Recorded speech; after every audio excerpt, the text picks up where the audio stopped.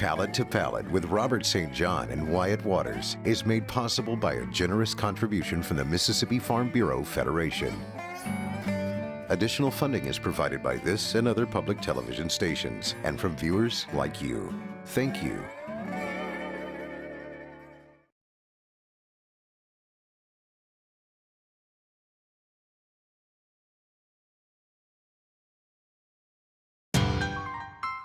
I got a chance to become Captain America. Easy Rider, man. He did. He had the Easy Rider motorcycle helmet. Yes. And so I got to wear that throughout the store, and that was kind of like, you know, a 12-year-old wish of mine come true. It just took you 50 years. I was Peter Fonda for a moment. So, dude, we headed into the Delta, did a deep dive into Greenwood, hooked up with our friend Martha Foose, cooked some blueberries with her, had a great lunch at Crystal Grill, went in search of a pawn shop monkey. And we went to Cornfell's, met Murray Cornfell, and we saw the world's largest underwear and a pretty good sized bra. Only in Greenwood.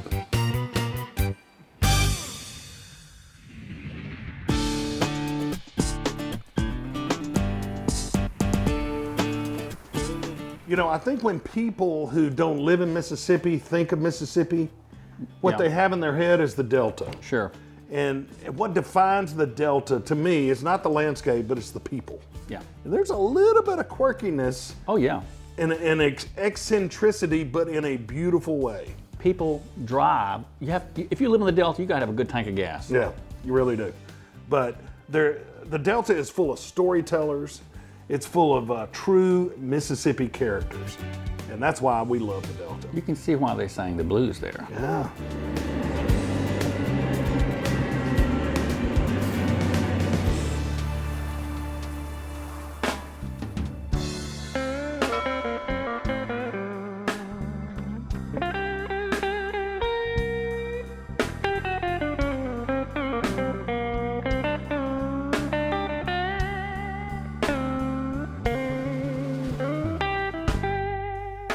We're in the heart of the Mississippi Delta, Greenwood, Mississippi, with our best Delta buddy, Martha Foose. Say hey, Martha. Hey. All right, we're gonna have fun. We are going to look at this cool farmer's market that they put together. We're gonna learn the story behind that. All right, we're gonna head east. We're gonna go, hopefully, visit the pawn shop monkey of Greenwood, Mississippi, the world's largest set of panties. Yes. And have a killer lunch Giant at the Crystal Grill. underpants. Giant underpants. Yeah. Oh, so they're men's pants. He doesn't, I mean, he's got them all. Oh, he's got Okay, everything. they're unisex. Pinch, you owe me a Coke. All right, come on. Let's do it. You know, so Mississippi is an agrarian society, and nowhere do you get more agrarian than you do in the Mississippi Delta, where the soil is perfect. But, you know, Greenwood has this really cool farmer's market. That's great. It's in the downtown area. It's built on the former railroad tracks there, and it really, it's a social event. It was designed by a great architecture firm here in town, Beard Reiser, and they really take into account sort of the feel of the Delta. So it's sort of based on the structure that you'd see a cotton gin. When you get there, you kind of get the feeling that you're in the Delta. You definitely know you're in the Delta because of the architecture. That's a great point. It's very unique, and I would say probably, at least structurally, the most unique farmer's market in the entire state. It's brand new this year, and the community's really proud of it. The farmer's market's has- not new this year, but the structure's The structure new. is. And it has a rainwater capturing thing that goes down on the end that waters the flower beds and stuff like that. So I love the design of it's this really place. great. When we were there, it was a little late in the season, so a lot of the produce had kind of run its course and had gone to seed, but there was some choice. Again, there was food there, but what there really was there were good Delta characters in there. All my favorite folks are here. I was gonna say, you gotta take us to your Yeah. favorite folks.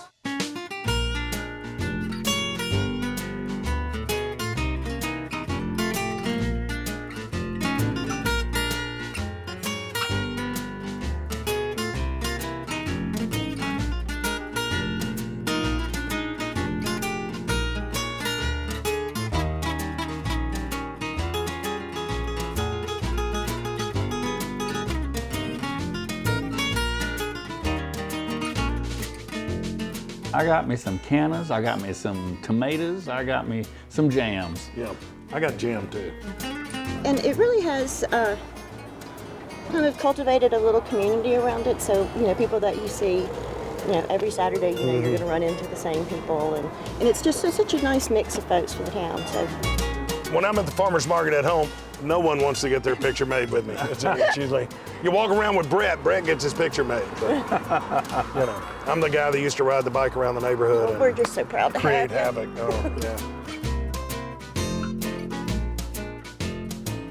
I think what you're seeing more these days in Mississippi, we've always we're eat local society. We really eat local because we didn't know any other way, and that's the way it had to happen. So before the rest of the country were eating local, Mississippians were eating local. But there's been this renaissance and resurgence of that, and I think an appreciation of locally grown produce and foods that's really great to see. In the Delta, it's either fallen down or on fire. So Right. it's nice to see, this revitalization happening in our little Yeah. town. So. Martha worked on the movie, The Help. Oh, You wow. baked pies, didn't No, you? I did not. You didn't I bake You the didn't pie. bake that You pie. did not make that pie. Yeah, I figured I could go through life without being known as the girl who made the Right. pie. So, but I did make That was a wise career move. Well, always thinking. I had to make a vegan fried chicken drumstick, and I made a gingerbread house that left on the cutting room floor that I worked my brains out on. So I wish I could have. I know who the vegan was because I catered a big party with all the crew and the cast and the whole thing, and they were eating around, and I don't remember what item I had, but I was talking to her. I'm not going to mention the name. And she was eating it, and somebody had told her, one of my employees had told her it was vegan. And then she said, "Oh, this tastes so good, it's vegan." And I went, "Okay, yeah." And it just kind of went away, and it was not vegan. I think she said she was living a cruelty-free lifestyle, and I was like, well, the world's a cruel place. So good luck with that. No flour was harmed Yeah. in the making of No, this. no, not at all. Looking forward to lunch. Looking forward to this big underwear. Love the farmer's market. It's giant underpants. Giant underpants. I'm sorry. You know what I really want to see? I'm going to be really let down if I don't get to meet the pawn shop monkey. I've heard Martha Foose talk about this pawn shop monkey forever. And there's a pawn shop in Greenwood, and there's a monkey in the pawn shop. And as a kid, man, I wanted a monkey and a purple dune buggy. Those are like the two things I wanted. You could buy them in the back of comics when we were talk kids. about, you're right. $16.95 or something. You tell people that, they don't believe it. Like, when we were kids, when Wyatt and I were kids, in the back of an Archie's comic book or whatever, you could buy a monkey for like $15 and they would ship it to you. Guaranteed live delivery. I've always regretted I didn't spend some of that $15 instead of spending it on sour apple Jolly Ranchers. I could have had a monkey. I would have traded my brother. Sorry, Jim Joel. So we went in search of a pawn shop monkey because just the words pawn shop monkey, if somebody says there is such thing as a pawn shop monkey, you got to go look. The pressure's on. I know sometimes the monkey goes to Cleveland on the weekends, but we will do our best to find. I want the monkey to be here. We got our fingers crossed. Fingers crossed. Pawn shop monkey, Greenwood, Mississippi. Sometimes you get the monkey, sometimes the monkey goes to Cleveland. Sometimes the monkey gets you. We've been talking to Martha about the monkey. She said, well, we got to go eat here. And we said, well, as long as we can see the pawn shop monkey. So we have been 2 or 3 months wanting to meet this pawn shop monkey. And we got to the pawn shop. Man, I hope that monkey's here. No monkey. Oh, no monkey. No monkey. Used to be. The pawn shop monkey was in a pawn shop in Cleveland, Mississippi. He had another engagement. That monkey gets around. So Popeye is the current monkey. What was the older monkey was Boo Boo? Yes. He was a mean. He was a mean monkey? Mean. That might be the one that pulled Jane Rose's hair. Okay. Probably was. She was like, hey, little monkey, hey, little monkey. And he went, He ain't like you. But when you're in the Delta and you got nothing left to do, what do? You play the blues. It's like, you know how they have celebrities opening department stores. They had monkeys promoting pawn shops, you know? Yeah. And an artist and a chef playing a blues in E, 12-bar blues in the back of the store.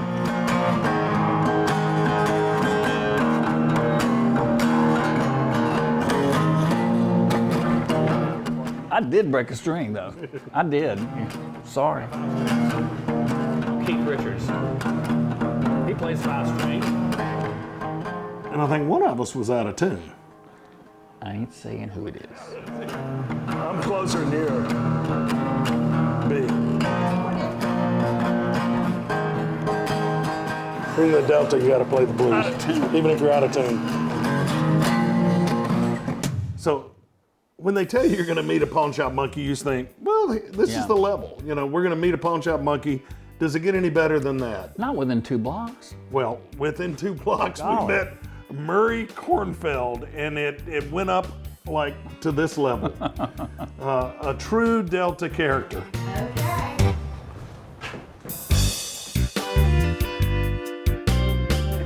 This is Robert St. John. Robert St. John. Good to meet you, sir. Yeah. Maury. Wyatt Waters. Murray, I am the haberdasher extraordinaire.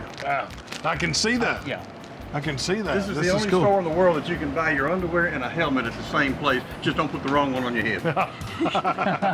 He's done that before.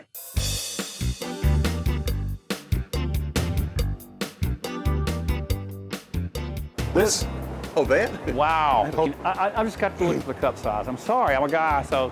Oh my gosh, it's a K. It's a K, 56K.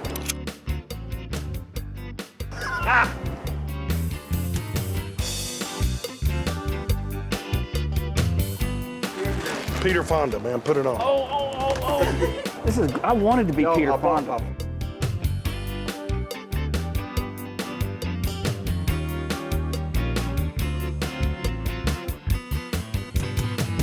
Well, I just said I'm the only Jewish redneck in Greenwood. I ride a motorcycle, I carry a 45, I wear blue jeans. You know, I'm the only one left. One of a kind. One of a kind. When Martha said, I'm going to take you to see a pawn shop monkey, I got it, man. You got to see that. But then she said she was going to take us to a place called Cornfields. There was like a department store. I was like, okay, we're going to see a department store. We had no clue, dude. Man, and that, just like we said, the Delta is full of characters. And I think the head of the characters is Murray Kornfeld. 36 years ago, I started big and tall. We've been here 96 years. My father says, what is all this coming in? I said, this is our future. He thought I was crazy. He said, we don't have this kind of clientele. I said, well, I'm gonna put it in, I'm gonna create the demand for it. 36 years later, we are the biggest big and tall store in Mississippi. Wow. Size-wise, one of the biggest in the country. I have sent clothes to California, to New York, to Canada. Oh my word. Oh my. Man. And we all got in that underwear. Martha, you and I, we were all in that one, we were in a band, so to speak. Waistband. Martha got inside our underwear. They're really going to put me in charge of the PTA now. Hey, let's get in the window and pretend we're mannequins.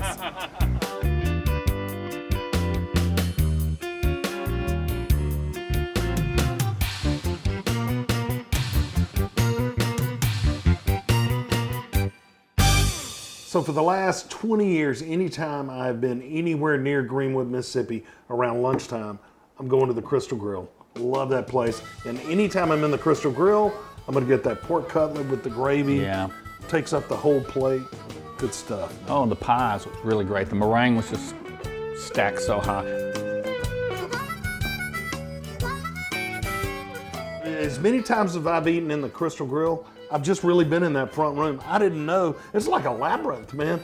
That place is huge. Just keeps going back and The back inner and back. sanctum. We were in some way back room back there, and it was jamming that day. It was packed. And as we know, people will drive an hour in the Delta to eat good food. And if you're at Crystal Grill, they probably drive 2 hours. They get a lot of regular customers.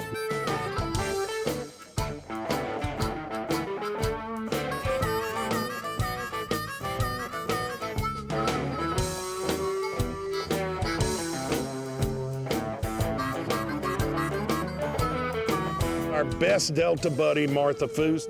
I did find out that we are double cousins, which is a very Mississippi thing. You know, when you talk to somebody long enough, you become related. You find out you're related. Yeah. So we're related in about 2 different strands of connection. 3 degrees of separation in Mississippi. Party favor.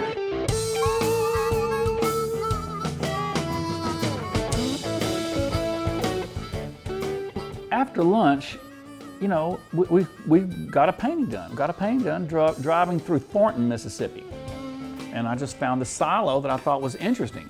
And it just happened to be near another painting that's in our book of a cypress tree in the water just right next to it. And that morning, I was in Greenwood when I was doing that painting, the cypress tree, and then I drove back to that same area, and the grandfather who was fishing with the grandson told me, said, you know, there was a guy painting in Greenwood also. And I was that same guy. Anyway, right across the street from that was the gin, and that's where Martha, it turns out, her mother was working when she was pregnant with Martha. Okay. I didn't know that. That At was just the cotton gin. Yes, just another happenstance. You know, that was one of those Wyatt moments. You and I have been working together 17 years, maybe more. And so many times we've been just driving somewhere, in this case through the Delta, and you just said, oh, that's it, stop.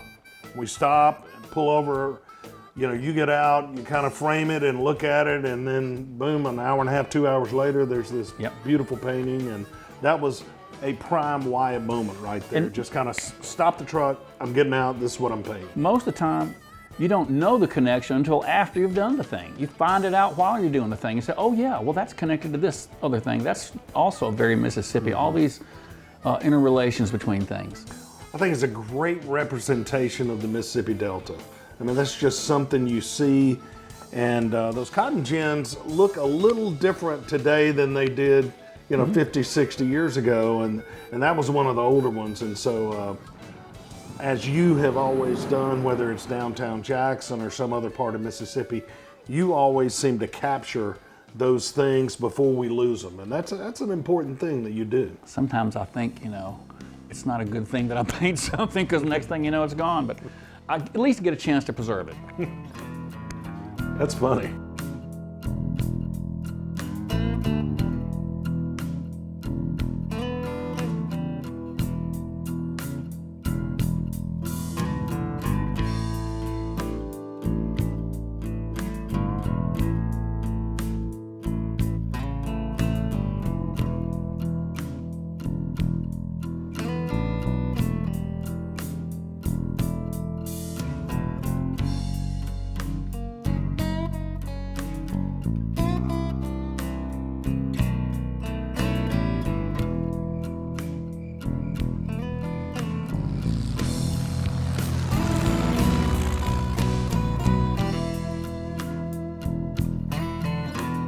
Turns out where you were painting, though, is this kind of, the railroad tracks right there aren't banked quite right or whatever, and there's a little bit of a turn. A few spills. Yeah, and if the engineer's not going the correct speed, it falls, I mean, Bananas for everybody. Yeah, and it happened in the Delta. This happens, and the train will fall over, and people just know to come. And I think they had about 10 or 12 carloads of bananas spilled one time. By the next morning, all the bananas are gone. There's not much cleanup to be done when it spills there. So it happened with corn one time, and I think all the moonshiners, we were told, came and got the corn, and by the next morning it was gone. And something about yard furniture too. Yeah, patio furniture. They had the guy took the curve too sharp, and all this patio furniture spilt out, and then overnight, patio furniture disappeared.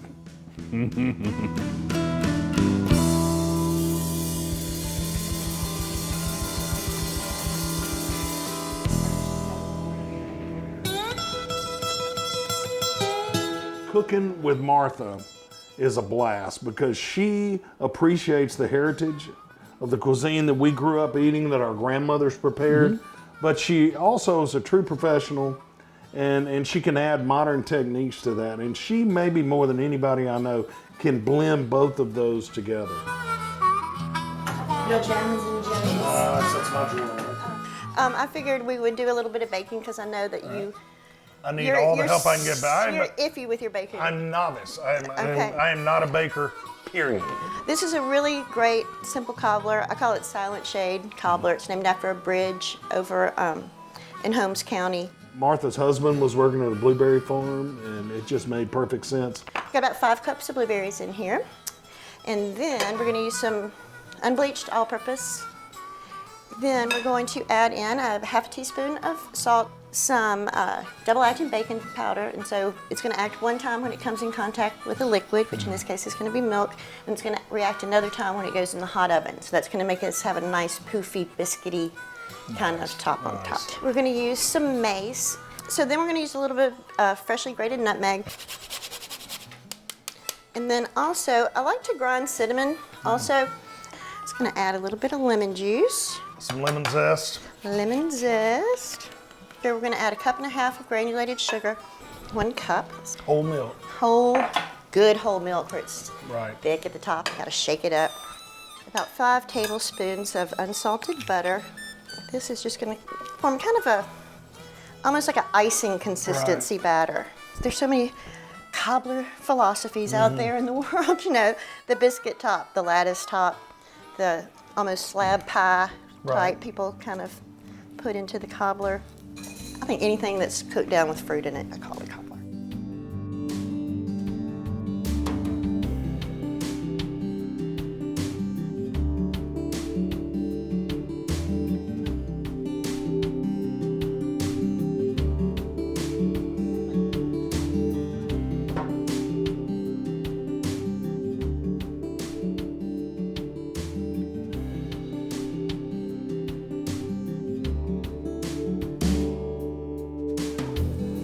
I love this job.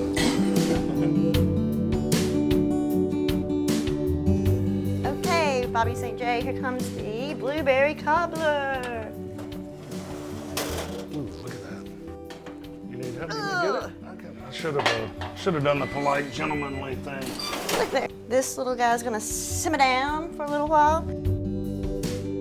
And another great thing about cookbooks is however stressed you are, if you're like freaking out about some business deal or like family drama, if you get in bed with a cookbook or you start cooking, you're only focused on that. If you're making a jelly roll, the house could be burning down and you're having the biggest emotional crisis, but it takes your mind and focuses it on something. So it's really, you can kind of get into that headspace. That's the way it's with painting for me. I mean, it's cooking for y'all, but It's eating for me. if I'm painting a lot, there's usually something going Paint, on. cook, eat.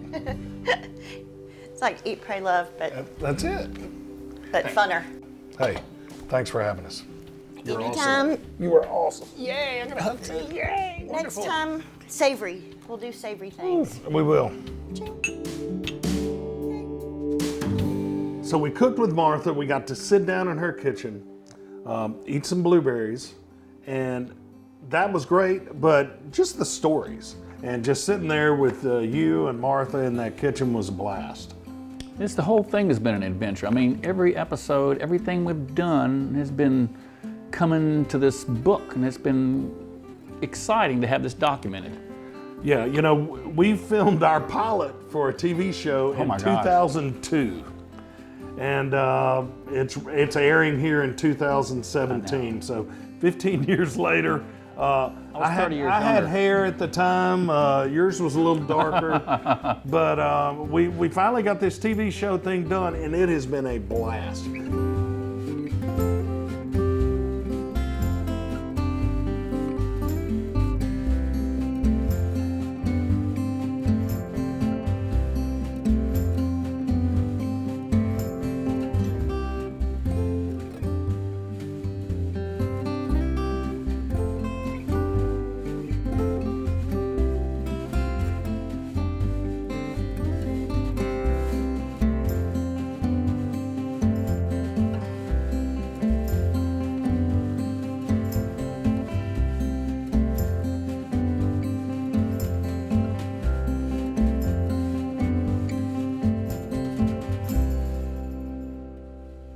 We've gone all over Mississippi, but we're not finished. Now, you know where we're headed? Italy.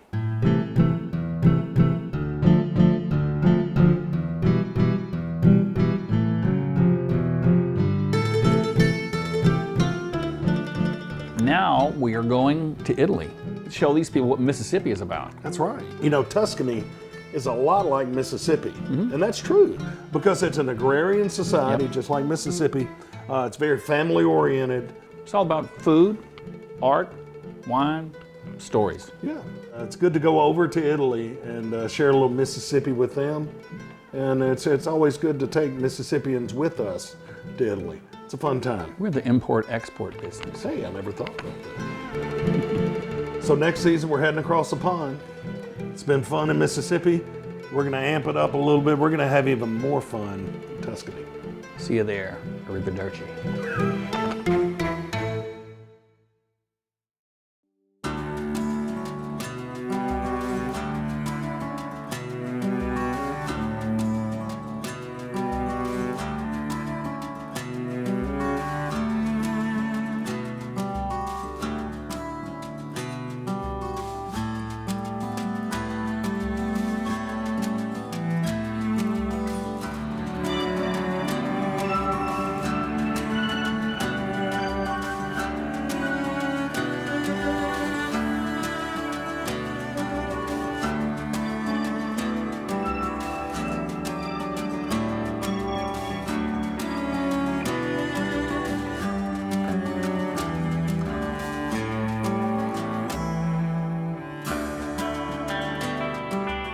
Many of the paintings seen on today's program are featured in the A Mississippi Palate cookbook. This beautiful volume also includes Mississippi heritage recipes. A Mississippi Palate cookbook.